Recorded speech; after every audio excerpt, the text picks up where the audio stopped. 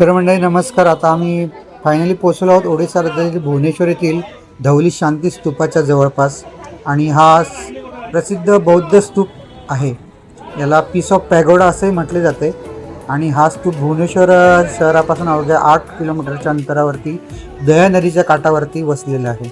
हा हे जे बघता हे तुम्ही धवली टेकड्या आहेत आणि त्या टेकडीवरती वसलेला हा स्तूप आहे. याची जर आख्यायिका आपल्याला सांगायची असेल तर अशी सांगू शकतो की हाच जिथे सम्राट अशोकाने प्रसिद्ध कलिंग युद्ध इसवी सन पूर्व 261 मध्ये लढले होते. या युद्धातील भीषण रक्तपात आणि मनुष्यहानी बघून अशोकाच्या मनात तीव्र मनस्ताप झाला आणि त्याने हिंसाचार त्याग करण्याचा आणि बौद्ध धर्म स्वीकारण्याचा येथे प्रण घेतला. अशोकाचे शिलालेख इथे आपल्याला बघायला मिळतात. स्तूपाच्या पायथ्याशी सम्राट अशोकाचे खडकात कोरलेले शिलालेख म्हणजे रॉक एडिक्ट्स आजही तिथे अस्तित्वात आहेत, ज्यामध्ये शांतता आणि अहिंसेचा संदेश आपल्याला बघायला मिळतो. या स्तूपाची निर्मिती जर बघायला गेली तर 1972 मध्ये जपानी बौद्ध भिक्षू आणि कलिंग निप्पॉन बुद्ध संघ यांच्या संयुक्त विद्यमाने हा बांधला गेला आहे. या स्तूपाच्या घुमटावर 5 छत्र्या आहेत, ज्या बौद्ध धर्माचे 5 मूलतत्व सिद्धांत दर्शवतात.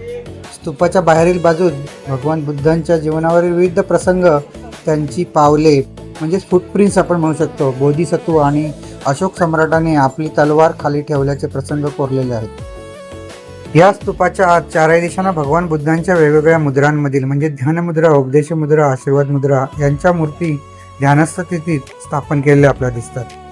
आणि या परिसराबद्दल जर आपल्याला सांगायचं झालं तर हा स्तूप भुवनेश्वर रेल्वे स्टेशनपासून सुमारे 10 किलोमीटर अंतरावर व विजू पटनायक आंतरराष्ट्रीय विमानतळापासून 10 किलोमीटर अंतरावरती हा परिसर आहे.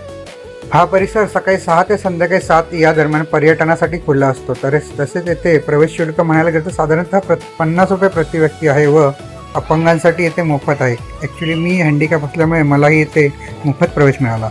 जर तुम्ही संध्याकाळच्या वेळी या ठिकाणी आलात तर संध्याकाळी येथे सम्राट अशोकाच्या जीवनावरील आणि कलिंग युद्धावर आधारित एक आकर्षक प्रकाश आणि ध्वनी शो म्हणजे लाईट्स अँड साऊंड शो आपल्याला बघायला मिळतो, ज्याचे तिकीट प्रति व्यक्ती 150 रुपये आहे. मंडळी, तुम्हा सगळ्यांना माझी हात जोडून कळकळीची विनंती आहे, जर तुम्ही या चॅनलवरती नवीन असाल तर नक्की माझ्या चॅनलला सबस्क्राईब करा, लाईक करा, शेअर करा आणि हो कॉमेंट करून सांगा तुम्हाला हा माझा व्हिडिओ कसा वाटला. आणि हो बेल आयकॉन ही अवश्य दाबा, जेणेकरून माझे येणारे सगळे व्हिडिओ आपणापर्यंत पोहोचतील. धन्यवाद.